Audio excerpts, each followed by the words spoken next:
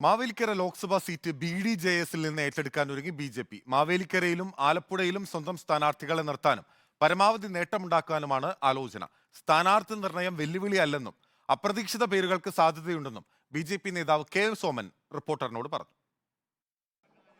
ശബരിമല പ്രക്ഷോഭത്തിന്റെ അനുകൂല തരംഗമുണ്ടായിരുന്നെങ്കിലും സമീപകാലത്ത് NDA ഏറ്റവും കൂടുതൽ നേട്ടമുണ്ടാക്കിയ ലോക്സഭാ മണ്ഡലങ്ങളാണ് ആലപ്പുഴയും മാവേലിക്കരയും.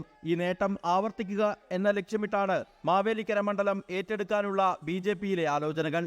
ഈ സാഹചര്യത്തിലാണ് ആലപ്പുഴയിലും മാവേലിക്കരയിലും അപ്രതീക്ഷിത സ്ഥാനാർത്ഥികൾ ഉണ്ടാകാൻ ഇടയുണ്ടെന്നുള്ള സൂചനകൾ പാർട്ടി നേതാക്കളിൽ നിന്ന് തന്നെ ലഭിക്കുന്നത്. സാമൂഹ്യ സമവാക്യത്തിനും അപ്പുറത്തേക്ക് വോട്ടർമാർക്ക്, ബഹുജനങ്ങൾക്ക് സ്വീകാര്യമായ, അവർക്ക് ഇഷ്ടപ്പെടുന്ന ഒരാളെ തന്നെ ഞങ്ങൾ അവതരിപ്പിക്കും. തീരദേശ മണ്ഡലമായ ആലപ്പുഴയുടെ സാമൂഹ്യ ഘടനയെ പരിഗണിക്കാതെയാണ് CPM-ഉം കോൺഗ്രസും സ്ഥാനാർത്ഥികളെ കുറിച്ച് ചർച്ച നടത്തുന്നത്.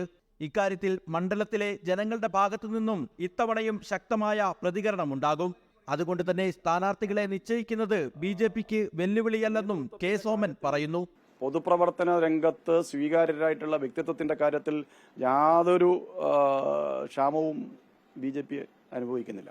ആലപ്പുഴയിലെ വികസന മുരടിപ്പ് ചൂണ്ടിക്കാട്ടിയും മാവേലിക്കര MP-യോടുള്ള ജനവിരുദ്ധ വികാരമുയർത്തിയുമാവും തെരഞ്ഞെടുപ്പിൽ NDA പ്രചാരണം നടത്തുക.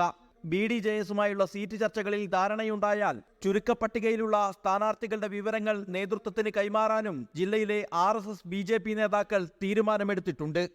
റിപ്പോർട്ടർ, ആലപ്പുഴ.